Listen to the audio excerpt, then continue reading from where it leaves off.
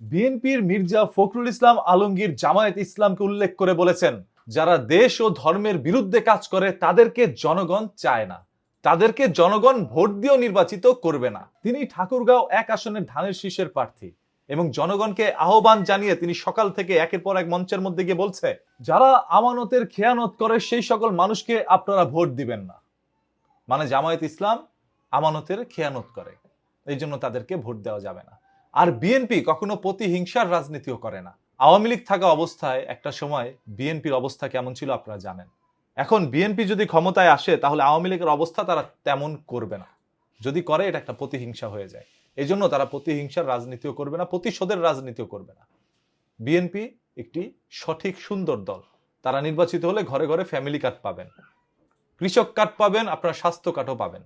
এই সবকিছু দ্বারা একজন মানুষের জীবনযাত্রার মান অনেকটা এগিয়ে যাবে। প্রতিশ্রুতিগুলো সবই মেনে নিলাম, তবে বিএনপির নামে এত এত অপবাদ যে সোশ্যাল মিডিয়ার মধ্যে উঠে আসছে, এইগুলো কারা করছে? বিএনপি যদি প্রতিশোধের রাজনীতি না করে, প্রতিহিংসার রাজনীতি নাই করে থাকে, তাহলে এগুলো কারা করছে বিএনপির মাঝখানে ঢুকে? আপনারা কি এমন কোন মানুষকে আপনাদের দলের মধ্যে ঢুকিয়েছেন যারা প্রতিশোধ নিতে চায় আপনাদের মাধ্যমে, আপনাদেরকে কাজে লাগিয়ে? যদি তাই হয়ে থাকে তাহলে তাদেরকে আগে দল থেকে বহিষ্কার করেন, দল থেকে বের করে দেন, না হলে আপনাদের দলের বদনাম। আওয়ামী লীগ সরকার শেখ হাসিনা এ দেশকে 17টি বছর নিয়ন্ত্রণ করেছেন। এই 17 বছর জনগণের মনের মধ্যে হাজারো আক্ষেপের জন্ম নিয়েছে এবং সেটার বহিঃপ্রকাশ হয়েছে এই জুলাই আন্দোলনের মাধ্যমে। জুলাই বিপ্লবে শেখ হাসিনা এ দেশ থেকে পালিয়ে যায় এবং দেশের মধ্যে শুরু হয় এক নতুন সরকারের শাসন। কথা ছিল বিপ্লবী সরকার এ দেশের মধ্যে আসবে, তবে তা না হয়ে আসলেন ডক্টর ইউনূস। দেশটাকে চাইলেন নতুন করে সাজাতে। 1.5 বছরের মাথায় তিনি নির্বাচনের ঘোষণা দিলেন। এই দেশের মধ্যে এখন নির্বাচনের প্রস্তুতি চলছে। যে যার যার মতো করে একে অপরের বিরুদ্ধে কথা বলছে। কেন জানেন? শুধুমাত্র ভোটের জন্য।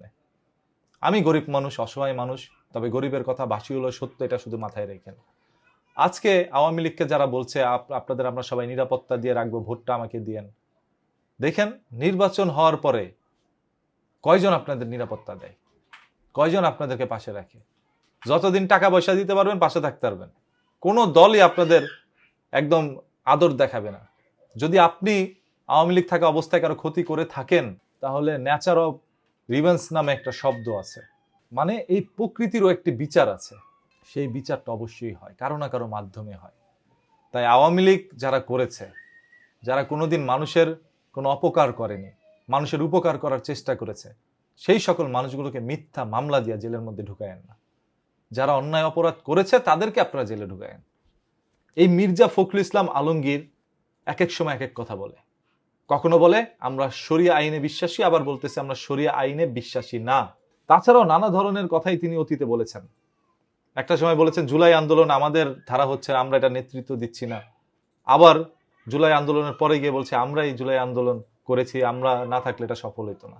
সো একজন নেতার মুখ থেকে কথা থাকবে এক, নেতাই যেন ভিন্ন ভিন্ন কথা এক জায়গায় না বলে, এদিকে খেয়াল রাখতে হবে। যাই হোক, জামায়াত ইসলামকে নিয়ে ঠাকুরগাঁও 1 আসনের ধানের শীষের এই প্রার্থী মির্জা ফখরুল ইসলাম আলমগীর তিনি জামায়াত ইসলামকে বলেছেন, যারা ধর্ম ও দেশের বিরুদ্ধে কাজ করে তাদেরকে জনগণ চায় না। এখন জনগণ কাদেরকে চায় সেটা 12 তারিখে দেখা যাবে ইনশাল্লাহ।